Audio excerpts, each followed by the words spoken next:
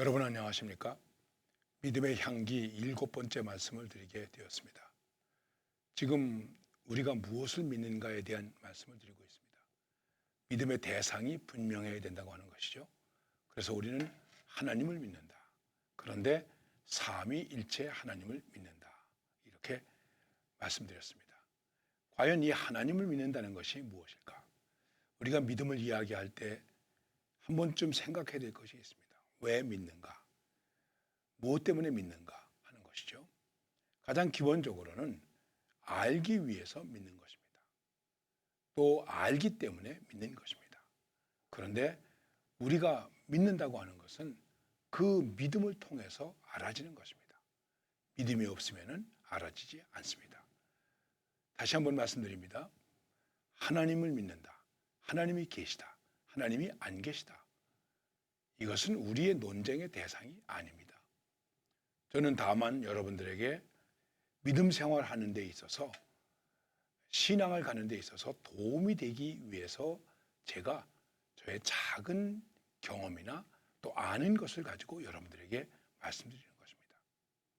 제가 어느 정도 여러분들에게 말씀드릴 수 있겠습니까? 아무리 제가 여러분들에게 말씀을 잘 드린다고 해도 제 말의 논리와 제 지식에는 한계가 있습니다. 유한은 무한을 담을 수 없다. 인간이 하나님에게 대해서 무엇을 말하겠습니까? 그 하나님에 대해서 공부한다고 하는 것을 우리는 신학이라고 이야기하는 것입니다. 신학을 공부한다고 해서 하나님을 알겠습니까? 아닙니다. 신앙이 있어야 하나님을 알게 되고 하나님을 믿게 되는 것입니다. 좀 모순된 말 같습니다만은 그렇기 때문에 신앙이 없이도 신학을 할 수 있습니다. 그러나 신앙 없는 신학은 진정한 신학이 아니죠. 그냥 학문이고 논리이고 어떻게 생각하면 철학의 한 부분이라고도 얘기할 수 있고 또 비교 종교적이라고도 말할 수 있는 것입니다. 자, 그러면 하나님을 믿는데 우리가 하나님을 어떻게 믿는가? 여러 가지로 많은 설명을 할 수 있습니다. 지난번에 삼위일체에 대한 말씀을 잠깐 드렸기 때문에 이제는 사도신경에서 고백하고 있는 하나님께 대한 신앙의 내용을 여러분들에게 간략히 말씀드리겠습니다. 이렇게 고백하고 있습니다. 전능하사 천지를 만드신 하나님 아버지를 내가 믿습니다. 요즘 새로 번역된 것에서는 나는 천지를 만드신 전능하신 하나님을 믿습니다. 이렇게 고백합니다. 자, 하나님께 대한 고백에 하나님을 믿는 것에 대해서 가장 기본적인 것이 무엇이냐 하면 전능하신 하나님, 모든 것이 가능하신 하나님, 이 속에는 모든 것을 아시는 하나님, 그리고 어디에나 계신 하나님. 그래서 옛날에 이렇게 말했습니다. 제가 시골의 교회 다닐 때에 이제 장로님이나 또 권사님들이나 이런 분들이 기도하실 때마다 늘 이렇게 기도하셨어요. 전지전능하시고 무소부재하신 거룩하신 하나님 아버지. 무슨 말인지 잘 몰랐어요. 전지전능, 모든 것을 다 알고 그 모든 것을 다 하실 수 있고 무소부재, 안 계신 것이 없이 어디에나 계신, 그런데 거룩하신 하나님. 그 하나님에 대해서 조금 더 우리가 속성적으로 말한다면 거룩하신 하나님, 선하신 하나님, 공의로우신 아버지 하나님, 이렇게 우리들이 말할 수 있는 것입니다. 이런 것을 하나님의 속성이다. 하나님이 어떤 성품을 가지고 계시는가 하는 데 대해서 말씀드리고 있는 것입니다. 자, 전능하신 하나님, 모든 것을 다 아시고 모든 것을 다 하실 수 있는 하나님, 과연 그것이 무엇일까? 그런데 여러분, 하나님이 못하시는 것도 있습니다. 아니, 하나님이 못하시는 것이 있다니 그것이 무엇일까? 네, 하나님이 못하시는 것은 하나님은 거짓말을 못하십니다. 우리는 거짓말을 밥 먹듯 하죠. 조금 좋은 거짓말을 한다고 그래가지고 어떤 분들이 웃으면서 이렇게 말합니다. 가진말이라고. 그리고 가진말은 좀 해도 된다. 이렇게 생각하는 분도 계십니다. 하나님은 선하시고 진실하신 하나님이시기 때문에 거짓말을 하실 수 없습니다. 거짓말을 안 하십니다. 하나님께서 행하시고 하나님께서 말씀하시고 하나님께서 하신 모든 것 속에는 오직 진실만이 있습니다. 그래서 우리는 그것을 진리라고 얘기하는 것입니다. 여러분, 진리라고 하는 것은 세상에 좋은 말이 진리가 아닙니다. 명심보감에 있는 말도 아주 좋은 말들이 많이 있습니다. 우리는 하나님의 말씀만 진리라고 말하는 것입니다. 과연 그 진리가 무엇일까요? 하나님은 전능하시다. 그러면 하나님이 전능하시다고 할 때에 그 하나님의 전능성을 우리가 무엇으로 표현할 수 있을까 하는 것입니다.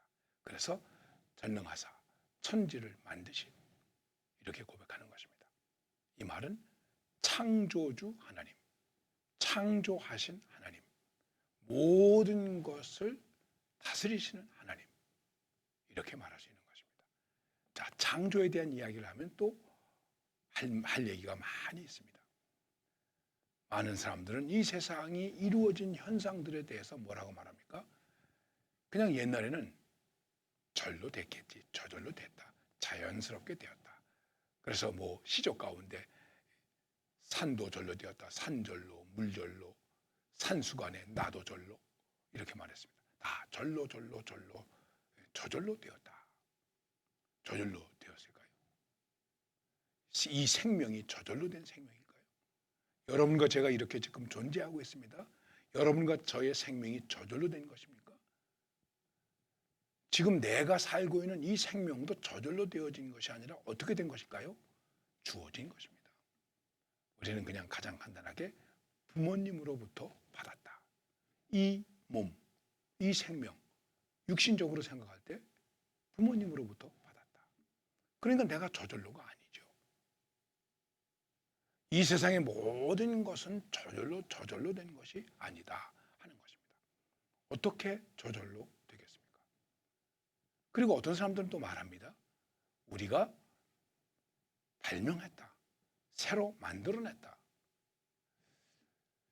새로 만들어낸 것이 아니라 발견해서 모양을 만든 것이겠죠.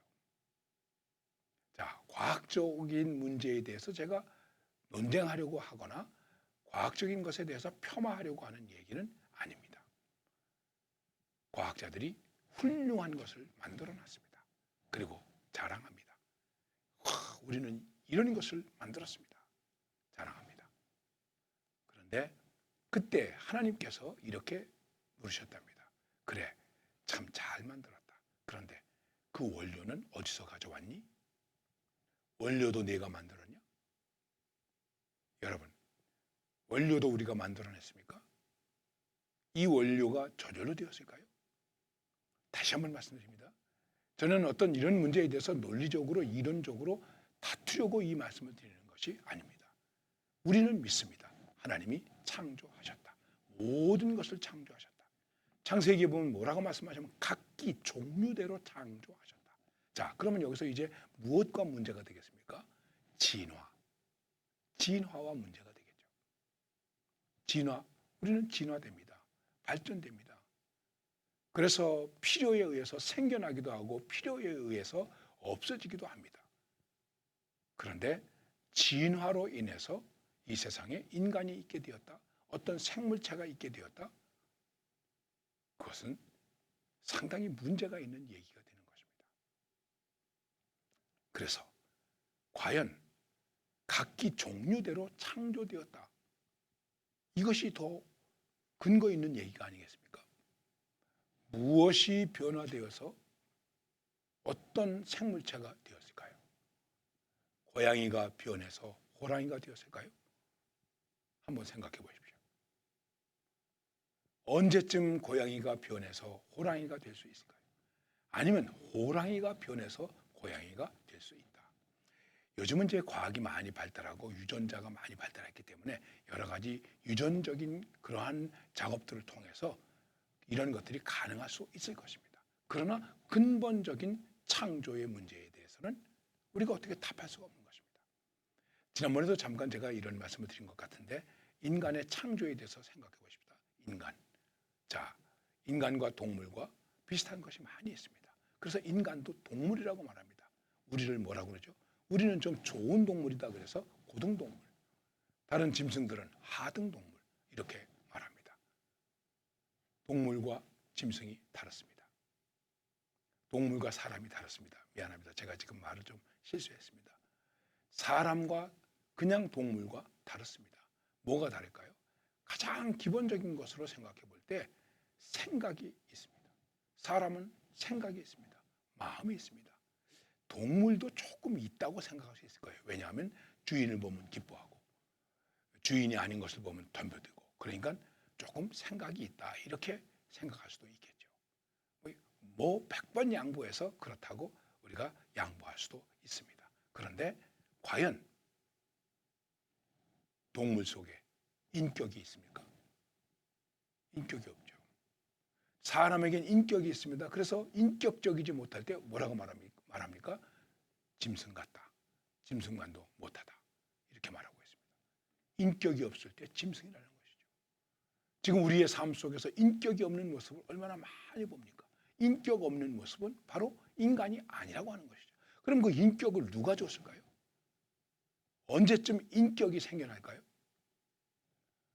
개에게 언제쯤 인격이 들어가서 그 개가 생각하고 판단할 수 있을까요? 그럴 수 없죠. 그래서 우리가 창조를 말할 때 하나님께서 창조하셨다. 모든 것을 하나님께서 창조하셨다. 이렇게 고백하는 것입니다. 하나님의 전능성이 무엇으로 나타나는가? 창조의 역사로 나타나는 것입니다. 각기 종류대로 창조하셨다. 이 세상의 모든 것을 하나님께서 창조하셨다. 그러면 이렇게 말하겠죠. 아니, 구더기도 하나님이 창조하셨나? 구더기뿐입니까? 구더기만 보고 얘기를 하면 되겠습니까? 어떻게 해서 구더기가 생겨나고 구더기는 어떤 생물이 되어져가는 과정 가운데 있는 것 아니겠습니까? 그거 하나만 달랑 드러내가지고 이것도 하나님이 창조하셨다? 우리가 이렇게 말할 수 없는 것입니다. 우리도 태어나죠. 걷지 못하는데 걷게 되죠. 말하게 되죠. 인격이 있게 되죠. 생각이 있게 되죠. 결단하게 되죠. 헌신하게 되죠. 사랑하게 되죠. 이런 생명의 성장의 과정이 있지 않습니까? 이런 모든 것들을 하나님께서 창조하셨다는 것입니다. 그러면 하나님이 창조하신 것으로 끝나는가? 전능하신 하나님은 창조하신 것으로만 끝나지 않습니다. 창조만 하시고 그냥 내버려 두신 것이 아니라 이 창조물을 하나님께서 다스리십니다. 그렇기 때문에 전능하신 것입니다. 과연 하나님께서는 우리를 어떻게 다스리고 계시는가? 우리를 어떻게 다스려 주시는가? 이것은 다음 시간에 말씀드리겠습니다.